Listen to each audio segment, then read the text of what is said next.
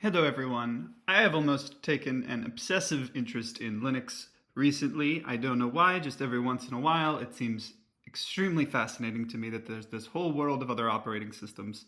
As you can see, I am on Mac OS right now, but I've been looking and seeing how the different distros compare and trying to come to some conclusions about what would work possibly best for me.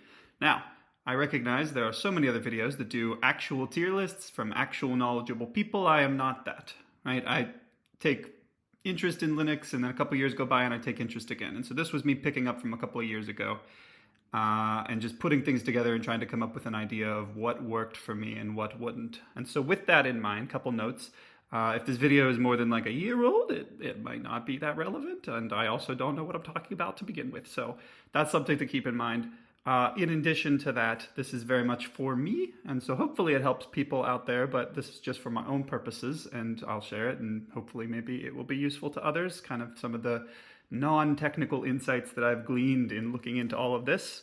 And then lastly, I just want to iterate or reiterate that this is kind of the use case, in the context of the use case that suits me. And so I am coming from Mac OS, as you can see here, and basically I'm looking for something that kind of works like Mac OS, just like very clean out of the box with as few problems as possible, but then actually leans into some of the, beauty and the benefits of Linux where you get, open source and the ability to change more things. And, I do love Mac OS, it is like Unix based or whatever. And so like it has a lot of the benefits and it is tough to leave, especially with the Apple ecosystem.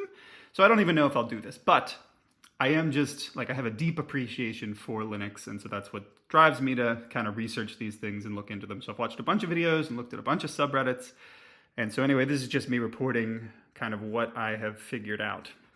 But before we get to that, let's talk about something really cool that I found in this process that I'm not sure a lot of people realize. So if you're like me, you might think, when you talk about Red Hat Linux, right? You might think that the red hat refers to like a reference to like white hat versus black hat hacking, which I looked into also. And black hat and white hat apparently comes from like old movies and the bad guys wear black hats and the good guys wear white hats or whatever. I learned that. But in addition to that, I was like, okay, so red hat, that's like a play on that or something, right? Nope.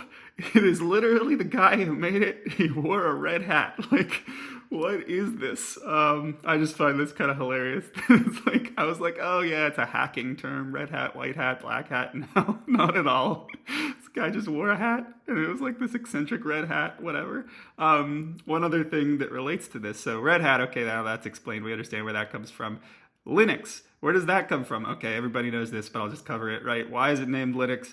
Linus Torvalds, right? So he was like wanting to name it this freaks thing, and then somebody else went with Linux and ended up being Linux. And just, this is appreciable because what are the chances that this guy's name, Linus and Unix, like they match up so nice, they make just such a beautiful word. Like this word ended up being such a good, like fun word to say. I don't know. There's something just magical about how this worked out. And then the last thing is like, okay, so that's where Linux came from, and it was Linus plus Unix, right? And then I was like, okay, where did Unix come from? Like, that's probably an acronym, right?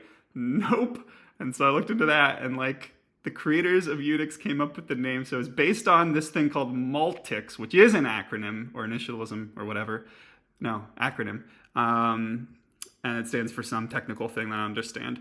But so they named it Unix to imply I gotta look up what Multics stands for.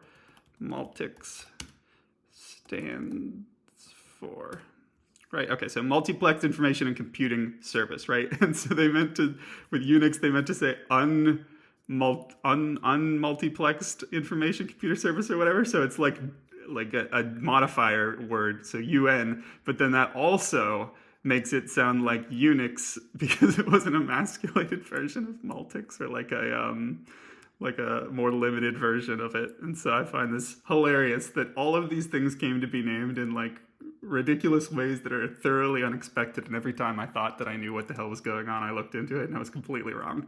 Okay, so those are things to get out of the way here. Not super relevant, but I just thought was super fun. Okay, so let's go through this list I have here.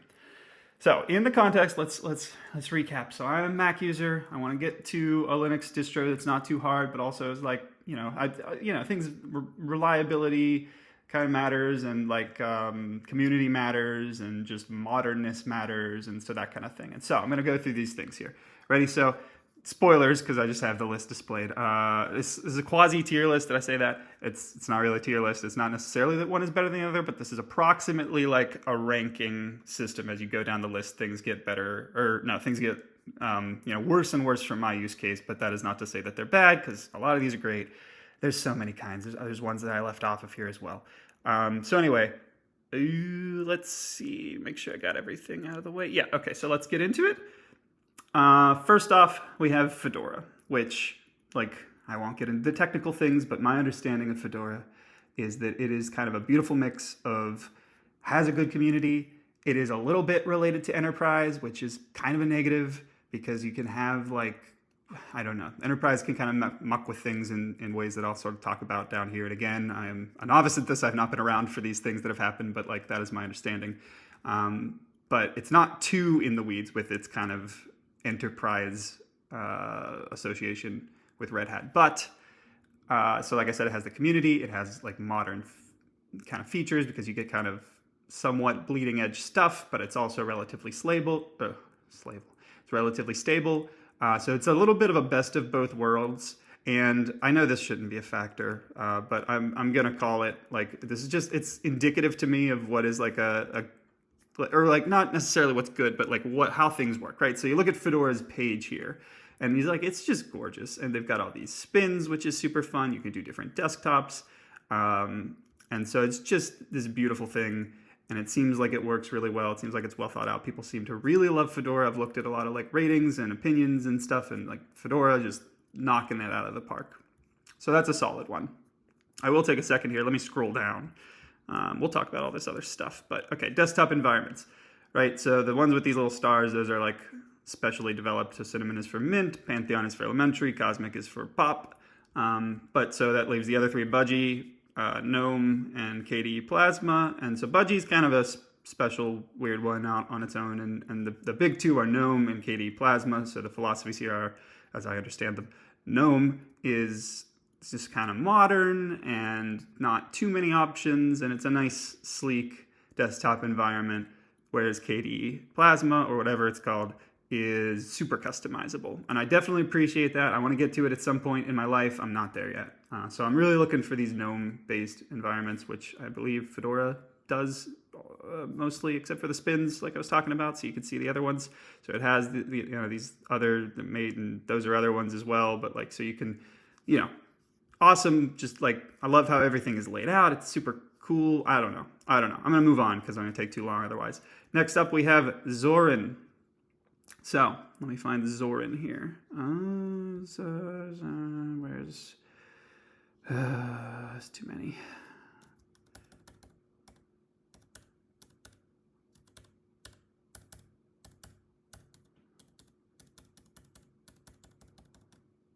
Oh, it's the first one. It's the first one. Okay. Sorry about that. All right, so Zorin. Now, I fully admit this one is like a controversial thing, but here's the deal. So Mint is, let's do this. Let's look at this thing here, right? Okay. So this is my like top 20-ish thing, and the dashes it's like a tree here, right? So you can see what's like dependent or derived from the thing above it. So Debian is like a lot of things are derived from it, and Ubuntu is one of those things. It's super popular, and a lot of things are derived from Ubuntu. So like just super popular here. But so yeah, you can see Linux Mint and Zorin are both in here, and some other ones.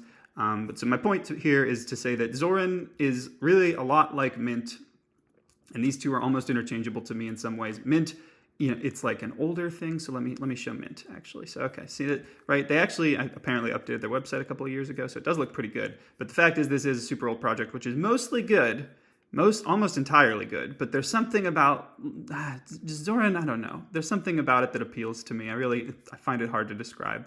But so anyway, both of these are like comparable and very Windows-like experiences that I believe both use GNOME, or in Mint's case, it uses Cinnamon, which is based on GNOME. GNOME, whatever. But yeah, so, but just look at the page for this. Zorin is really cool. I think it's on it's got a cool idea behind it. It's got like different, enterprise, or not enter, but like this ability to use it on like a grid or whatever they're working on and stuff. And it's just such a clean looking. And I actually tried this one out, and it looks considerably better than Mint out the box. And I know you could change things, but I just do really appreciate how it looks and it feels. And it's got this nice, simple website. There's something about it I really like. And the other thing is I really enjoy how it tells you, like, here's the computers that you can get for Zorin. And while we're on this, I will just talk about the computers. So Star Labs, it looks solid, but I really like Framework. Framework looks amazing. And so let me go to my little list of laptops down here. Where'd it go? There we go. Okay, so these are like kind of everything I found that's sort of like a Linux specific laptop. And these first three I really like. Star Labs, they have just some decent looking computers that are reasonably priced. It doesn't like, I don't go crazy for them. Framework, I kind of go a little bit crazy for. Framework is awesome. So here's Star Labs. Their website is a little bit janky, but it does recommend distros and whatever, so that's cool. And yeah, I don't know, they have these different kinds, whatever, but they're pretty much traditional looking laptops. Whereas Framework is like, okay, so the Framework 13 is like, exists I think right now, and it's like, they do so many cool things. It's a cool design. It's meant to be repairable. It's meant to work on Linux to the extent that they have like, non-Windows, trying to zoom in right now, non-Windows keys right there. It's such a cool thing. Plus, the especially cool thing is you've got these little like ports. So there's like modularity to the ports that you can, slide in different things and whatever. And look at the customization, and so cool. I love those. And then even more than that, I love this laptop 12 thing, because it then is also a tablet, and it is supposedly going to be cheaper. And look at all the incredibly fun colors, and it still has the modular ports and the repairability and the Linux support, and just, oh my gosh, everything about this company and these laptops is awesome. And so let me just Framework Linux. All right. Should have known that wouldn't work. Framework Linux. Okay, and again, this is a stupid thing to take into account here, but I took into account like support from Framework, namely, and so you see in here, so again, Fedora knocking it out of the park by being supported on the coolest looking laptop. Ubuntu, we're going to get to that. Bluefin is interestingly supported in here, which I'll talk about in a second. Bazite I didn't include because it's very gaming focused, and I'm not interested in that. Arch and Mint, and then if you keep going here, I think, so NixOS makes an appearance, and that might be about it. Yeah, I think those are the ones. And actually, Manjaro. But yeah, so you can see, actually I listed them out, so there's everything I think that's listed on their page, and Zorin isn't listed, but then if you go to Zorin's page, Zorin does list Framework as working with them. So maybe it's not as official enough to show up on the Framework website or something, but like Zorin thinks that Zorin works on a Framework laptop, so that's cool. Anyway, okay, so this is to say, let me wrap this up here, because this is sort of the end of things that I think are the best and most appropriate for me. Fedora looks amazing. It's a little more kind of serious. Also, I should note, like, kind of the big ones, my understanding, are, how to word this, like, not based on anything necessarily. I'm pretty sure, right? Fedora is not DistroWatch, right? Fedora does it say it's not based on anything independent, right? Even though it is affiliated with Red Hat or whatever. I don't know. Yeah. But theoretically independent. So Fedora kind of, and then Debian, and Arch, right, are like these kind of big three super independent things that have stuff that is built off of them, like projects that have ended up being built off them. So we're going to get to that in a second. But so yeah, having Fedora in there is really cool because it is like out of the box pretty great and simple and kind of what I want, but still gets the modern features. It's awesome. It's awesome. I am excited about it. Zorin is in there because reasons I can't articulate, and I admit that I might even be wrong about this, but people who have tried Zorin seem to really love it. I don't know. The one thing that's people critique them for or whatever is that they have a paid version.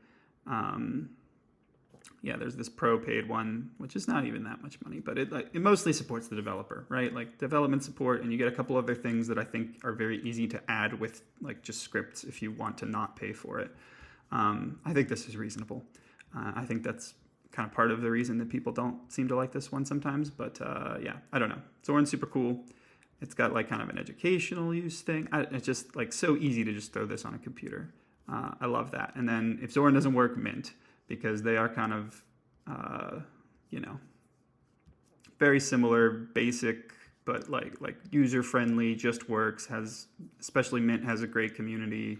Zorin not so much. It's much smaller. I want to be clear about that. But Mint has this great community behind it, and it's this really old project at this point, so it's going to stick around, and it just works, and it supports all the drivers out of the box and whatever. Yeah, so those are my top 3. Those are my favorites. Okay, moving on. I call this section pure. Debian, and Arch, they're kind of like yin and yang, as I understand it. So Fedora, like I said, sits in the middle with being somewhat bleeding edge while still having stability. Debian is like rock solid and thus has become the foundation of so many things, whereas Arch has like a philosophy of like start with almost nothing and keep it simple, stupid, and like build whatever you want and don't have any bloat. And so they're not perfect opposites exactly, but they are like the two big ones and the two kind of like pure, entirely community supported, super well documented like Linux distributions, I guess. And so I definitely want to recognize those. I probably wouldn't start with pure Arch or pure Debian, although I think I could figure it out. I think I could figure Arch out. I think I could figure Debian out and configure it to look nice or whatever, but I don't know. I have like I lean towards these just because I want that simplicity, but I definitely recognize these as like things that I intend to kind of try out at some point as well, because they're just like top tier pure Linux experiences kind of. All right, moving on. Fedora. Actually, I should show Debian and Arch on their websites. All right, so you can see the Arch website. So this, like I was saying, it's not to say like this is a bad looking website, but it looks older and not as like clean and stuff, and that is representative of what Arch kind of is. It's like largely command line based and all this stuff, and so this makes sense to me. But you get a feel by just looking at the project website, and similarly, you get an idea from looking at Debian's website, where it's like, yeah, it's not the most modern looking website ever, but like that's what Debian is. This universal operating system that goes way, way back. Yeah, so, okay, moving on.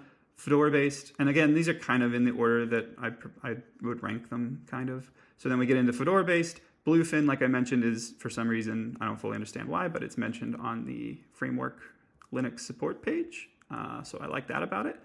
And Nobara is one that people just keep recommending constantly to me. I mean, it's like, it seems to basically be like a faster version of Fedora that also might be better for gaming. And I don't care that much about the gaming, but like, it's definitely something to think about. So if I can find it here, Nobara. All right, so this is the project page. And again, you get a sense of the project because like this is not an enormous project. I think it's maybe just one person. And so that's a little concerning and maybe a reason why I wouldn't do it. I don't know. But definitely interesting. And yeah, so modified version of Fedora Linux with user-friendly fixes added to it. So certainly tempting. Fedora doesn't work out. This is a really solid one to give a shot to. Coming over to, where is it? It's harder to navigate than I thought it would be. All right, Bluefin. Look at that. I just love this dinosaur. It's so cool looking. I love kind of how they're pitching it here, near zero maintenance. I don't know. But this website is super cool. It makes me excited about it. It's like, I don't know. Then there's like, okay, so here's this like GNOME versus KDE. So Bluefin is the GNOME one. And if you want KDE, there's this other thing called Aurora, which Bluefin seems more interesting to me, so I'm only going to talk about that one, I think. But, that's another option, is to go to the Aurora equivalent, and this just looks so cool. Oh my gosh, look at this website. I don't know. This is another one that's kind of Fedora-based that I just think will be pretty interesting, or would work if Fedora didn't. So those are the Fedora-based ones, kind of breaking off of those.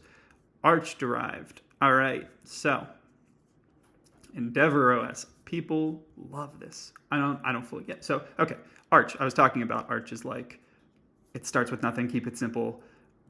And so you might wonder, like, what is the benefit of starting from that and then adding things? And I don't really even know. I'm not sure. I'm not sure what the point of starting with Arch is and then building distros on top of it. But a couple of these add certain things and maybe, I guess, make it easier.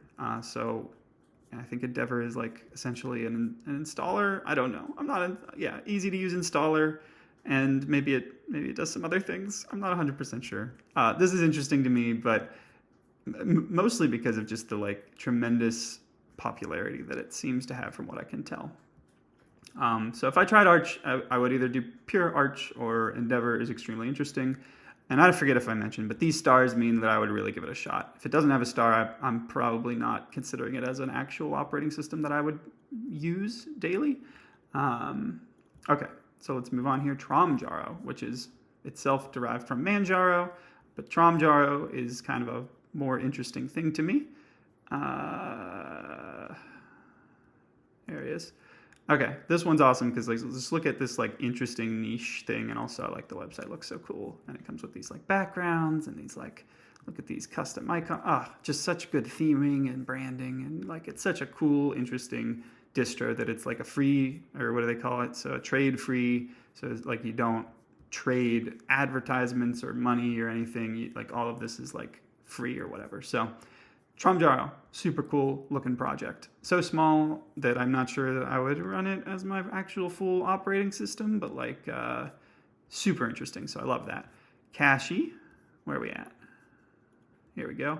Yeah, I guess faster. It's like faster and it's still Arch. Supposedly, I think good for gaming, right? I don't know. It looks fine. I would do these other. I would probably do Endeavor first, or I would do pure Arch first, and so it's just out of the realm of like really trying for me. Manjaro, just like again, it's like an installer or whatever on Arch, and like I don't know, this website, it makes me feel like it's a little corporate with this enterprise stuff. I would go to Tramjaro before I went to Manjaro, right? I don't know. This seems interesting. Endeavor seems interesting.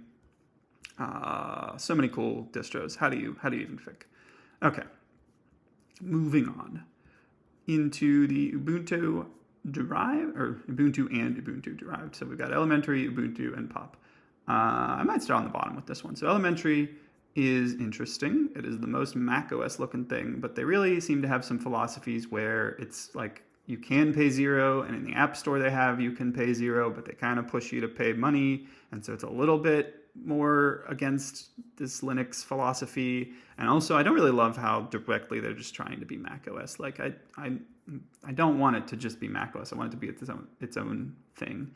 And it seems very limited, and it seems a little buggy from just like discussions I've had and things. And so like I want to love this, and it's pretty interesting. It's a very interesting project, and I bet a lot of people it's perfect for. But for me, this is not what I'm looking for. But I mean, you can see from this website that it is kind of very Mac OS-y and very clean and, I don't know, well put together. So I want to see it succeed. I don't think it's for me right now. Ubuntu, you can see very clearly right off the bat, this is a super kind of corporate-y looking website.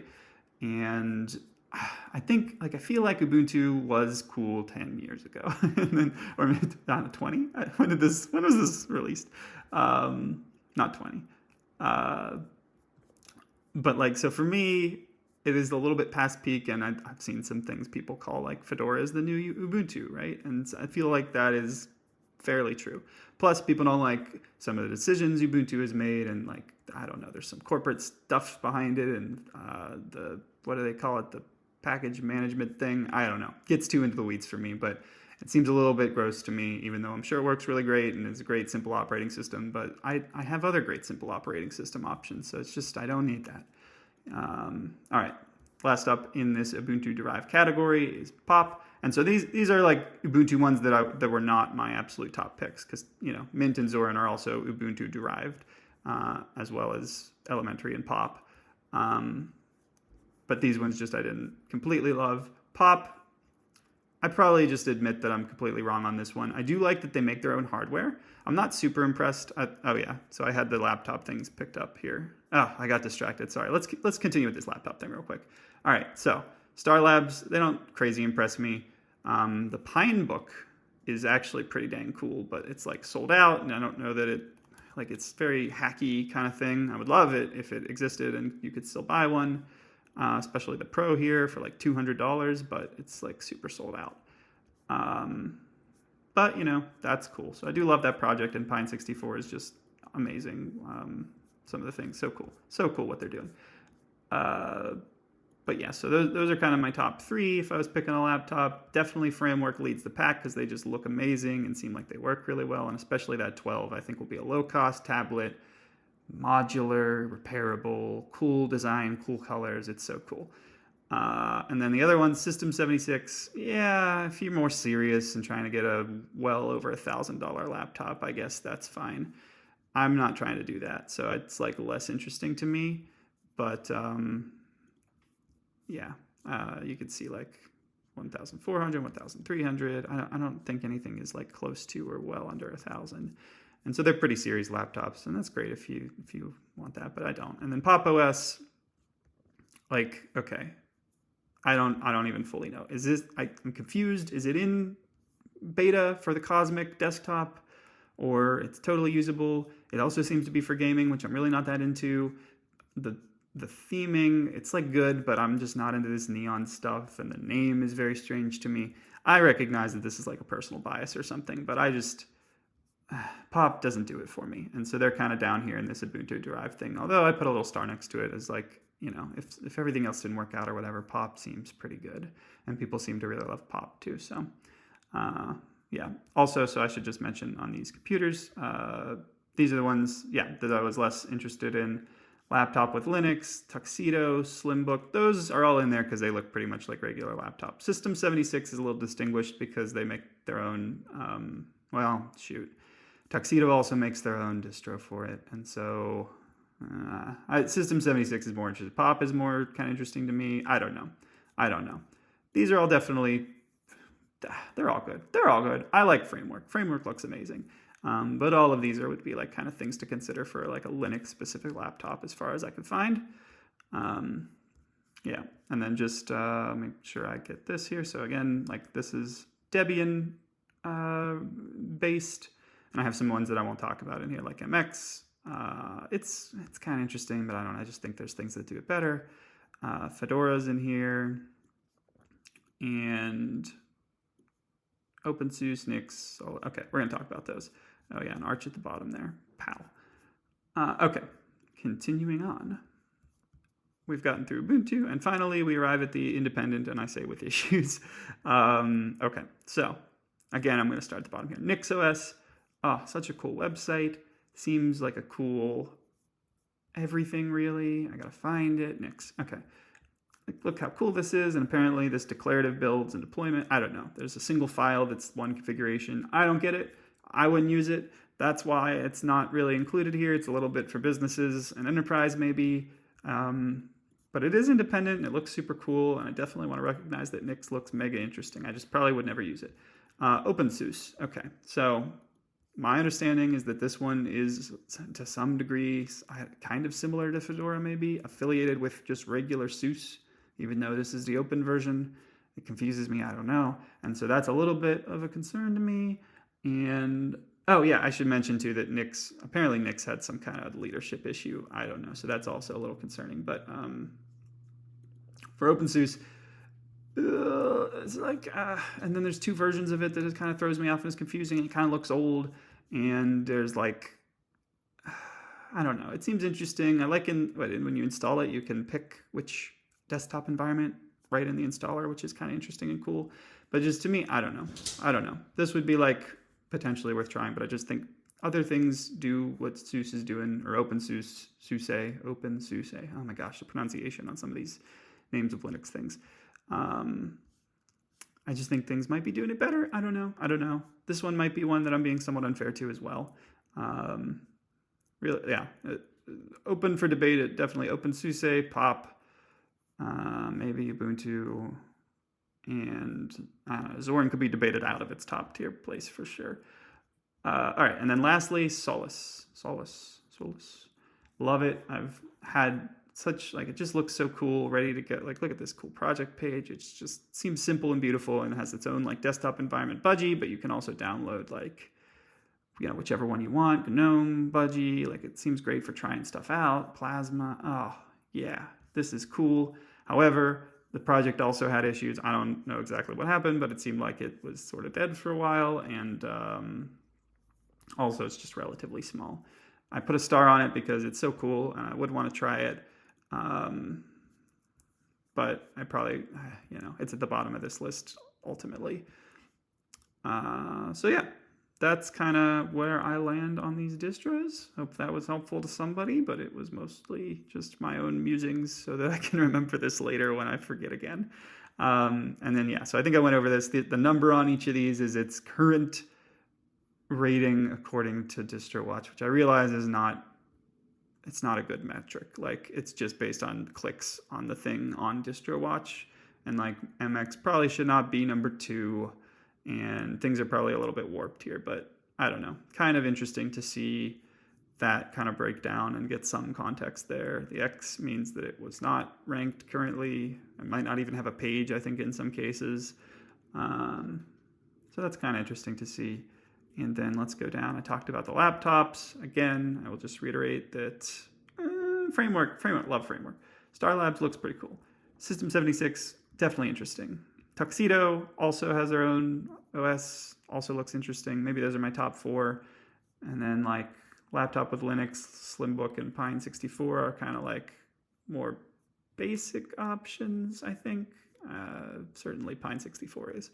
All right, framework support, I talked about this. So this is stuff that is allegedly supported on a framework laptop of one kind or another. And then desktop environments, I covered that. We're getting to the end of this. Here's the DistroWatch. So this is the DistroWatch rank for some of the ones I've talked about, and the Reddit community members, which is also a crap metric for figuring out how good a Linux distribution is. But you can see here some kind of like feeling for things. So you see that Debian is actually not really as big as Ubuntu, which is interesting to see. Mint is like half the size of Ubuntu, but it's still like a pretty sizable thing. Pop, you can see, like actually has a pretty good community. And you can see Zorin really doesn't. I'm like weirdly biased and have this weird affection for Zorin, and it should probably be replaced with Pop in my list. I admit that. I admit it. You can see OpenSUSE is like not doing too hot. Fedora is pretty good, right on the level with Mint. Nix is like, probably appropriately for it being kind of niche, not huge, and up there like approximately with OpenSUSE, because they're both kind of businessy oriented things, I think, or enterprise. Solus is like pretty quiet, like a small community. Arch as a whole, pretty big, right up there with Ubuntu,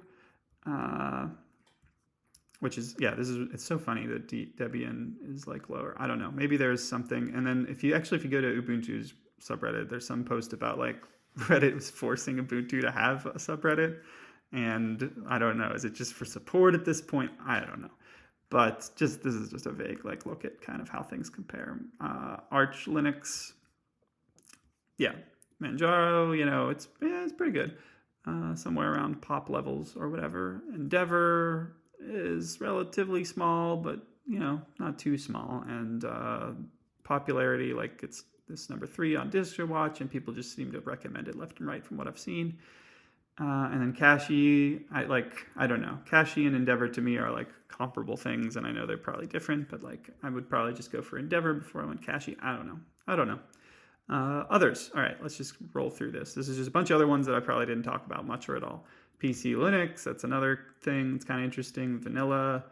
PC Linux is like trying to be PC-like, but I just feel like Mint and stuff does it better, but this one's independent. I don't know. It's interesting. Vanilla, I somewhat forget what that does right now. What are you for? Is this immutable? Efficient? I don't know. It's interesting. It didn't come up as like constantly recommended, and so I just didn't include it here, but like it's interesting.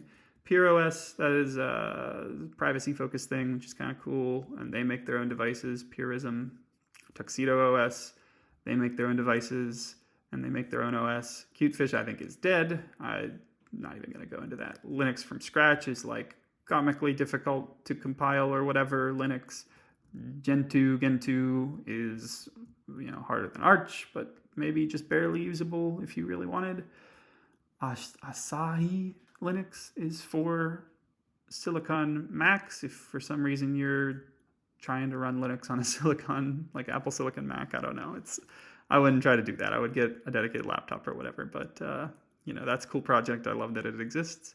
Cubes is like you have like containerization containers that isolate things, which is pretty cool. Tails is like a mega private, runs from a USB stick, I think. So it's like very privacy focused and definitely not a daily use operating system. Kali and Parrot are like penetration testing. Aurora is the equivalent of Bluefin, like I mentioned. I don't have a clue what Perl Linux is. MX, I don't know. It's like Debian derived, but it just doesn't interest me really compared to some of the other options. Lubuntu, Kubuntu, KDE Neon, they're all kind of like, I don't know. I'll lump those in together. They're interesting. It seemed like people weren't crazy about any of those. Bazite is gaming-based, gaming-focused, whatever. I'm not into that, but it's interesting. And then Deepin is, as an OS, apparently kind of weird because it's, I guess, a Chinese-made thing and privacy concerns. But okay, well, that wraps it up. Just to recap things, this is kind of from my perspective as a Mac person and just what interests me and what excites me. You know what? I might give Tramjaro a star there. I don't know. Maybe not. Yeah, these are the things that I just like. Super cool. The laptops and some kind of basic comparison and analysis of their like pages, and we'll just go through here. Zora and Solus. Okay, there's MX Linux. It gives you an idea of the kind of like the mess of how the website looks. KDE Neon, Kubuntu, Deepin, Dinapora, CachyOS, yeah. Manjaro, Tramjaro, Silverblue, which is specifically on the Fedora site.